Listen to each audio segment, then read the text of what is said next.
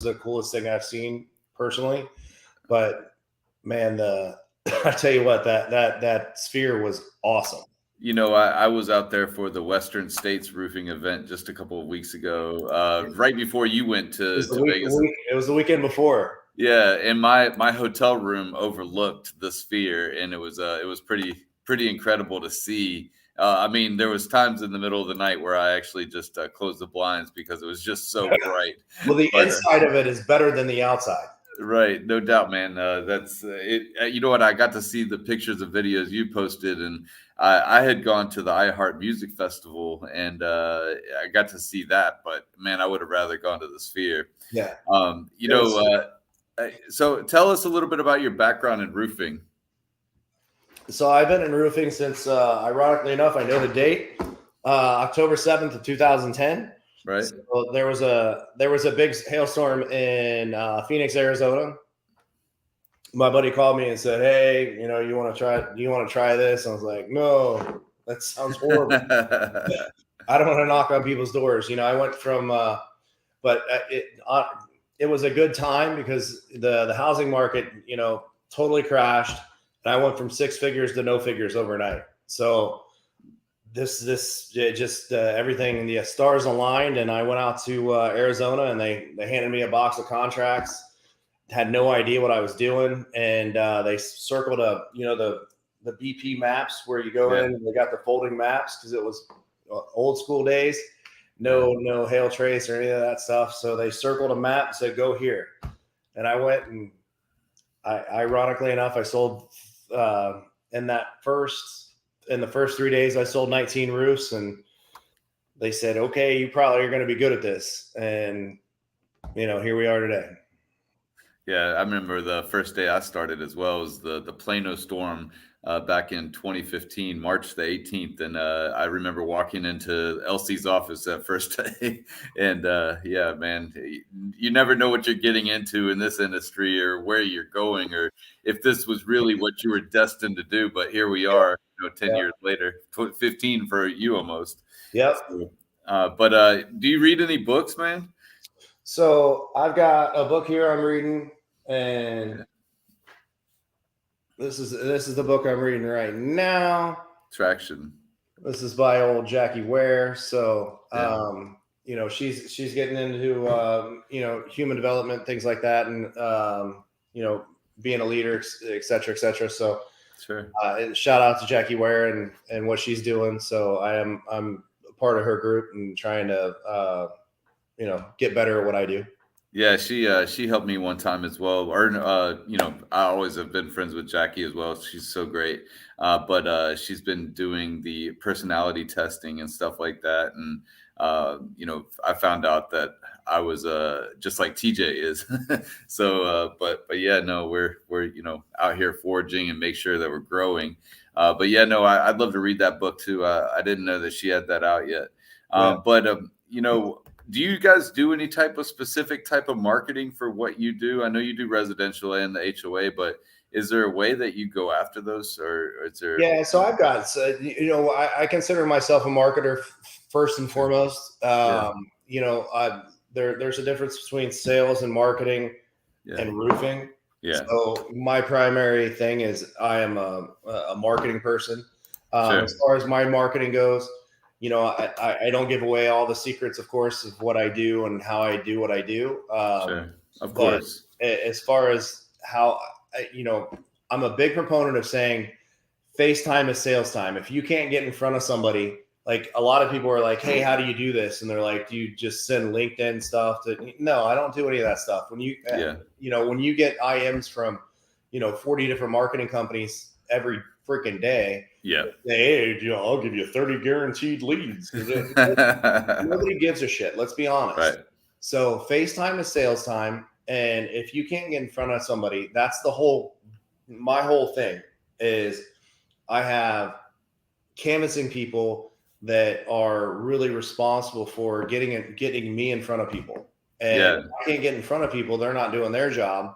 Their job is to get me in front of people where I can try to sell what I sell. And usually when I get in front of a group of people, I found that HOAs are more conducive to what I sell than multifamily retail. Multifamily retail is a cutthroat business where people are just, for sure. It's a race to the bottom. Yeah. And it sucks.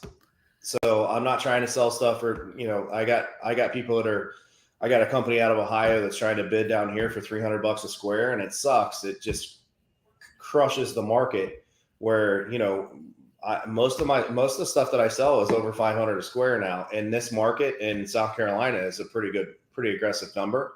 Yeah. And I'm not trying to sell cheap. I'm trying to sell quality. Yeah, for sure. Are you guys finding it hard to make those big sales right now? No, lots of work to be had in that area. Yeah. I just got one the other day. It's 2,550 squares. Lee Johnson has a guy that's worked for me he came on and worked with me in 2011.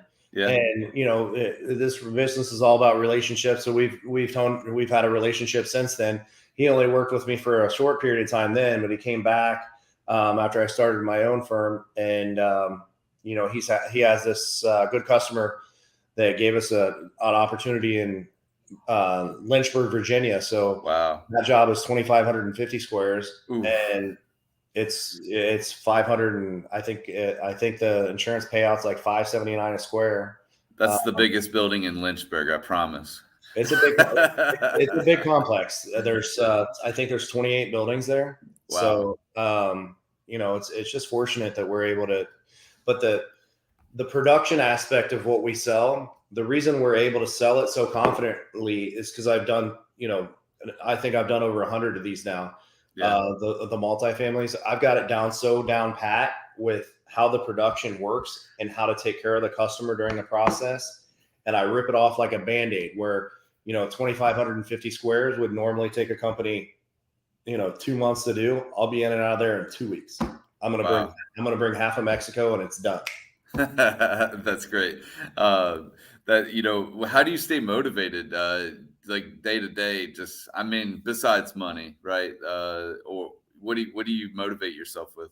At the end of the day, every time I sell something, and I preach this a lot on, social media. I don't have a big social media presence. I'm not like world famous TJ McCormack. Oh man, whatever. World's greatest roofer, bro. Yeah. But I don't do that. But yeah. What I focus on is, every time I sell something, and I mean it with conviction, I help put food on the table of the supplier, sure. Yep. Of the guy that drives the truck, and the 30 to 40 people the workers that come out there and bust their ass. Because at the end of the day, when you really if you microanalyze what we do for a living, I'm a labor broker of Hispanic labor. Yep. And I'm a commodities broker of shingles. That's what we do. Right. And if you really analyze what we do, and it's important for me to be able to put food on their table. So I wear that on my shoulder where I've got to make sure that these hardworking dudes get their money, and I pay them really well. Most everybody's trying to cut down it. I think most of my competitors are paying $55, $65 a square for labor. The last job I just did, I paid $90 a square. I had to get it done quick. It was a more difficult roof, and all the power to them. These guys are what I sell. I sell them. I don't sell me. I sell them. I've got the hardest working crews on earth, and without the Hispanic labor force that we have in this country would go to shit. Well, I mean, we're seeing it here in Florida right now already because of the legislation that they installed here. But there's it's not that cheap in some other places in the country either, because good labor is hard to come by. 100%. I mean, everybody's a roofer until it's time to put the roof on, and then you see who's the roofer. Yeah. So, but exactly. I consider you a roofing expert, right? And but at the same time, I often ask myself, how many seminars do I have to go to? How many trainings? How many times do I have to go to school to educate myself? What do you do to educate and to gain more knowledge? More of what I sell is not the roof. More of what I sell is the insurance process, and sure. Knowing the ins and outs of the insurance process. And you know, I always tell people, hey, if I'm telling you there's damage, I'm your claims quarterback and I'm going to get it approved. I will spend every single dollar that I have on your claim. There was a claim in Wilmington that my out was over $1 million to get this claim approved. By the time it was $1.28 million that I spent to get that claim approved. Yeah, it was obviously a really big claim with millions and millions of dollars, but they came out and said the hail was from 1989. Wow. And I'm like, what kind of Nostradamus weather report do you have? Where the hell did that come from? That was from the storybooks, huh? These dudes did a test square. These dudes did a test square, and it was a 1 foot by 1 foot test square with 2 hits in it. If you extrapolate that, it was like 132 hits in a 10 by 10. I mean, it was total bullshit what they did. But I will say that Daly and Black, I gave them that claim, and they crushed it. Nice. Yeah. I definitely have hung out with Daly and Black a couple times in my life. I saw Alex Kobe a couple weeks ago. Actually, I think I saw him last week at RCAT. But he definitely does a lot for them as well. But good shout out for Daly and Black. How are you using any type of technology in your roofing company? So, Roofr is what I use for all the satellite measurements. I mean, if you look at Eagle View, it's $70, $80, and then you got Roofr, it's $10 or whatever. Sure. So I probably spend $1.9 zillion on Roofr. If you look at my account, everything's a complex. So, every building's $10, and a lot of the complexes I do are 20 buildings, so a couple $100 every day. Yeah. But I am very excited to actually. So our plan is at the end of this calendar year to rid ourselves of AccuLinks and their $8,000 monthly charge and go to Roofr. Man, that's awesome. So we're excited to make that change. Obviously, timing is important. After daylight savings, we're going to try to implement that change because sales will obviously slow. About November 1st, but by January 1, we want to be full on Roofr. And that's nice. And you guys that are watching, just don't think that this is a shout out to TJ and Roofr or anything like that. I'm not selling shit. I'm just speaking truth. Yeah, those, I really appreciate that, of course, right? And that wasn't scripted at all, but not in any way, shape, or form. We get that quite a bit, and it's great to hear from people like yourself, because we have worked so hard to get to the roofers and get them what they actually need instead of all of the other stuff that's breaking the bank. Mm-hmm. It's great to hear, man. Well, think about it from this context, TJ.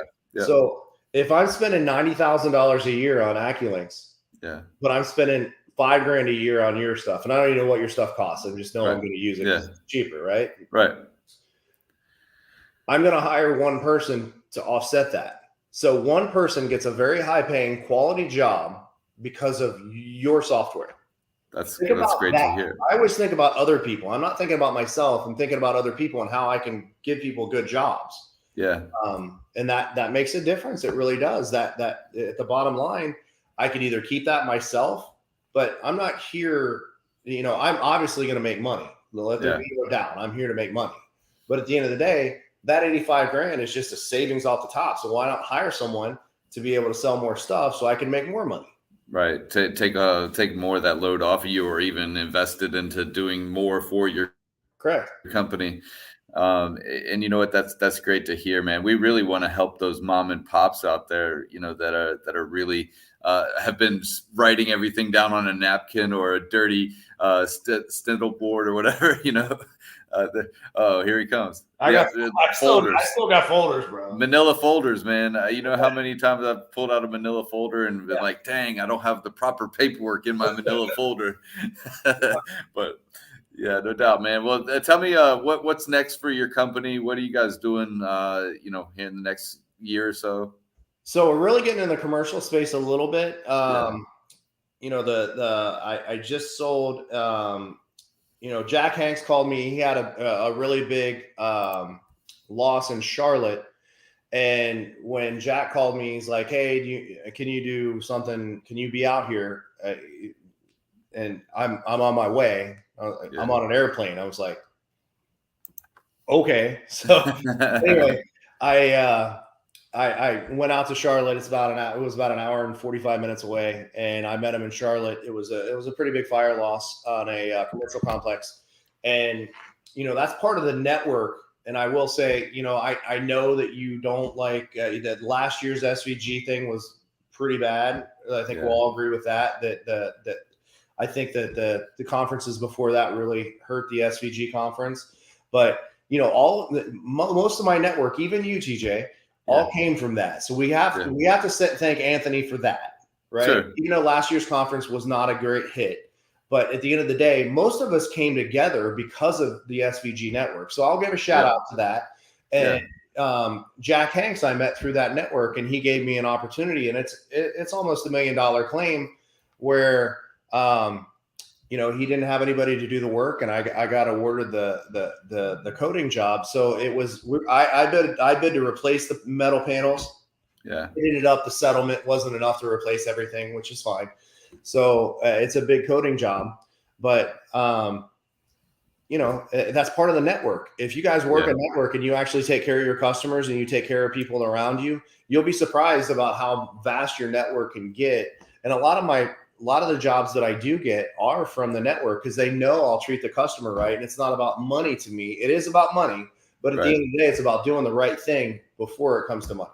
Yeah, a lot of times, people call me the connector, and that's just because we know we know so many people, and we did meet them all at SVG. Like that's a true statement. I know you were pissed last year, and I know I was too. It was just like, man, I flew down here, and I think that what was the conference that was in Dallas right before that? The SRC or IRE. Wherever the IRE was, it was like Dallas. And that I think that really hurt the showing. But I think that Anthony might have a good showing. And again, this is not preaching for Anthony by any means, but I think him moving it to Nashville next year might be a good thing. I don't know. We'll see. We'll see. But somebody, I don't know who just asked this, but they said, "Who is your favorite PA?" I mean, you don't have to answer this because so as far as my favorite PA goes, that's a great question. Jack Hanks is a great guy.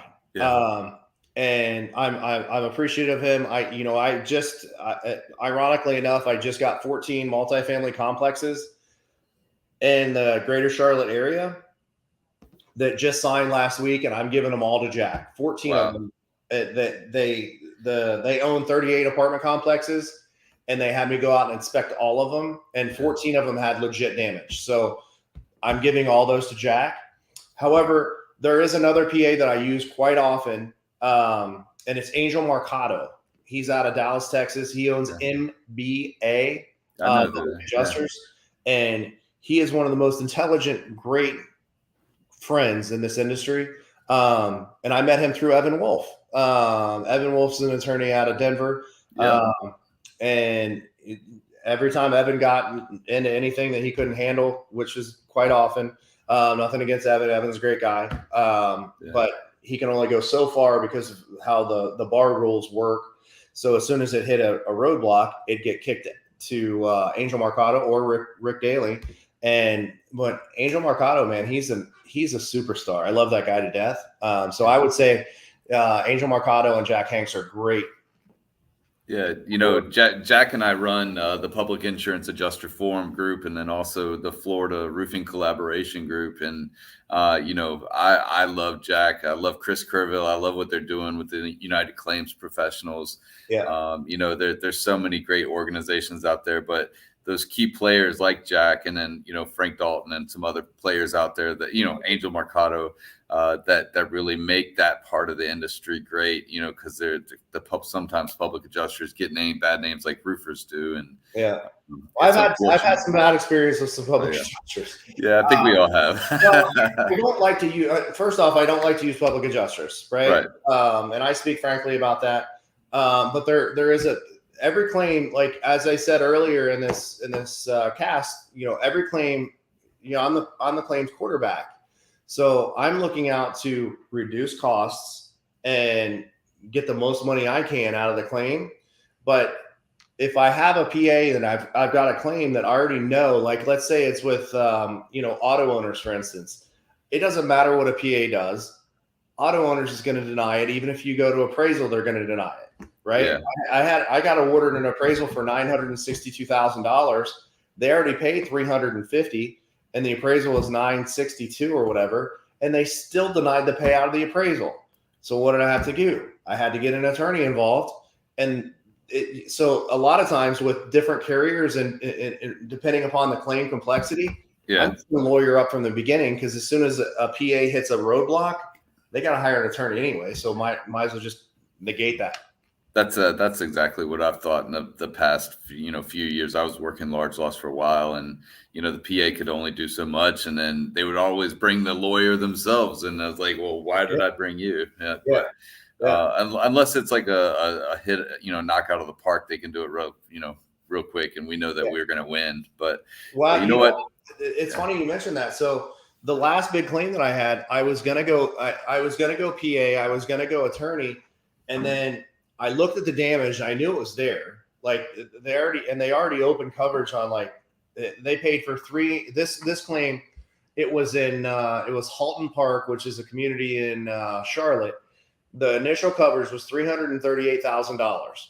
They paid to repair basically every building, and it's a big ass complex. So I knew the shingles were discontinued. I knew they weren't repairable. And the smartest move I did is I called CNAC. I called John and I said, hey, John, I got, you preach all this stuff. And I didn't know him that well at the time. I said, you preach all this stuff. Why don't I fly how to get this thing done without using PAs and attorneys? He's like, done. So, because he knew that it was a big claim. Right. So he only took 60 days, and he took that claim from $338,000 to 1.12 or whatever it was. Yeah. And all he did was send novels. His emails were like 10 pages. Like I read like a paragraph. I'm like, God, this guy's a nerd. And but he got the shit bought, and shout out to my friends Matt Mulholland and John Sinek, the nerds. So he honestly just out nerded him, and that was auto owners, and they're a tough carrier on multifamily. It's great. There are some really intelligent people that know too much shit that the rest of us don't know. Jonathan Curry just said that this was fire. That's so great. Yeah, man, John is great. But Brian, I'm going to wrap this up with you. Give us a piece of advice or some wisdom. You've been out here playing around for about 13 years, winning the game. Tell somebody else how they can win. No, man, you have to. The one thing a lot of people job hop all the time. They're like, grass is greener. I can do this. I can go here. I can do this. Try to find either you're working for yourself or you're working for someone else. I worked for the same company for a long time.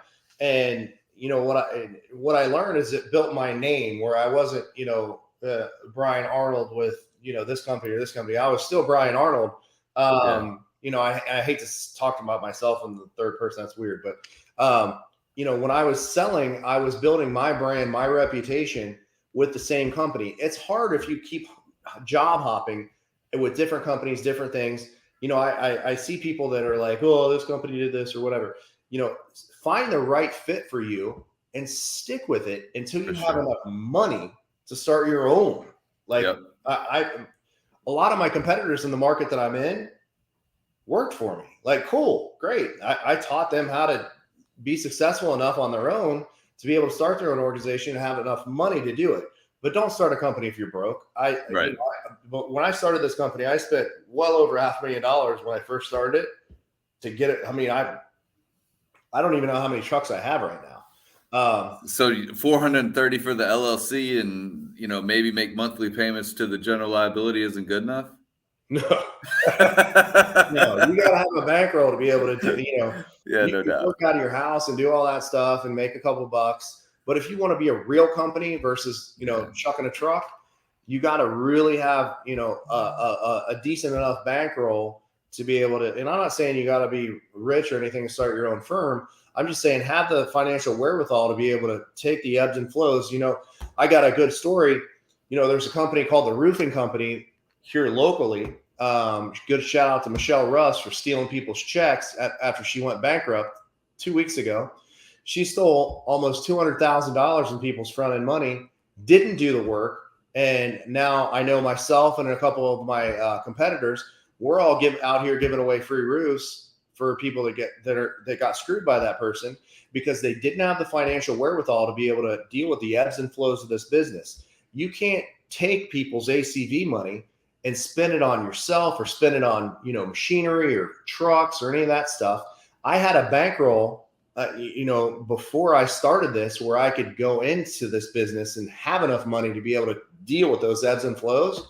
Yeah. And that's where a lot of people screw up. They have two people to keep their checks and they're fucked. And they like, oh, I can't make payroll or I can't freaking pay the supplier. Yeah. Man, that's not a good way to do business. And if you steal people's checks, if you steal people's money, you're a criminal. I don't care what it is. You can file bankruptcy and not go to jail and protect yourself. You're a thief. Yep. And that's where I never want to have that happen. I want to be able to talk about that as an industry. If you get into this business and you take somebody's ACV money and you don't do the work, you should go to jail. But you're protected. It sucks. I don't understand it. But the other thing, back to your question, I get asked more often than not how to get into, how do you sell big shit? It takes a lot of time. When I started this business in 2010, I didn't sell my first big job until 2015. That's when I sold my first job that was $1 million job. I didn't sell my next one until 2017. And then after 2017, I made a lot of money and I spent all of my money on multifamily, all of it. Yeah. So I'm millions of dollars deep in marketing, advertising, building the relationships that I have where, one of the things that I'm a big proponent of, if you're friends with someone that's a decision maker, if you're close enough with someone as a true friendship, not a business, bullshit relationship, if you're truly someone's friend and you've built that relationship over years, they should feel so guilty if they give another roof to someone else. Yeah. That's what makes it different. That's where I've created that relationship where they would feel guilty if they gave another roof to someone else without me having a shot. Man, that's great to hear that from you. We're going to be coming to Charlotte November the 1st, and Brian's going to be one of our main stage speakers with us that day, alongside Hunter Ballou, Elizabeth Calzadilla, Bob Marsh. I'll be speaking a little bit. But yeah, no, please come out just to hear Brian's knowledge. And but we'll be out there in Charlotte, and we'll look forward to seeing you, man. Yeah, how's Hunter doing, by the way? I know I got a random text the other day. It said Hunter's. We're not friends on Facebook or anything. Somebody said he's. I like the guy. Somebody said he's got malaria. Yeah, he's out of the hospital now. I had a call with Diego yesterday, or a live broadcast with Diego. And Hunter is out of the hospital. JP is still in the hospital. I think he was in ICU as of Monday. But a couple of those guys that went down there for the mission into Uganda got malaria. And you know what? I think that it humbled them a lot more, brought them a little closer to what they were trying to do. But, I think they're going to be okay. And we're looking forward to having Hunter to speak at that event. I was kind of scared that he wasn't, not for the fact that he wasn't going to be able to, but just for his health. Did TC get sick? Wasn't TC back there too? TC didn't get sick. It was just JP and Hunter got stung by a mosquito on the last day. Gotcha. So, that sucks. Yeah. Oh yeah, man. To go all week being there, and then all of a sudden get stung. I'm sure he's watching, but Hunter, I know we don't know each other very well, but I was thinking about you. Glad you're doing good. Yeah, no doubt, man. And I know he'll appreciate that. But thank you guys. If you guys want to register for Rise, a Roofr Roadshow, coming to Charlotte, coming to San Antonio, Texas, coming to Savannah, Georgia, and Atlantic City, New Jersey at the end of this month and the beginning of November, go to roofr.com/rise. It's down there in the bottom of the screen. And register for your tickets today. It's only $25. The only reason we charge $25 is so we know how much food to get for people. But we really want to make sure that we have that number correct. But if you'll hold on just 1 second, Brian, we'll close it out, and then I'll see everybody tomorrow. I think I have 4 live broadcasts tomorrow. So hold on 1 second, Brian.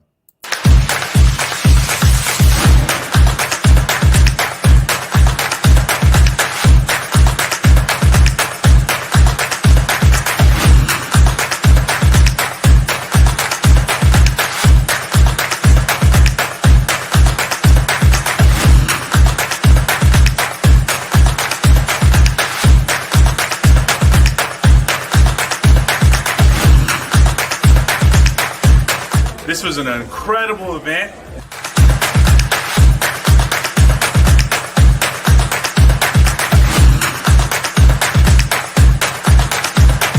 And I highly recommend Roofr.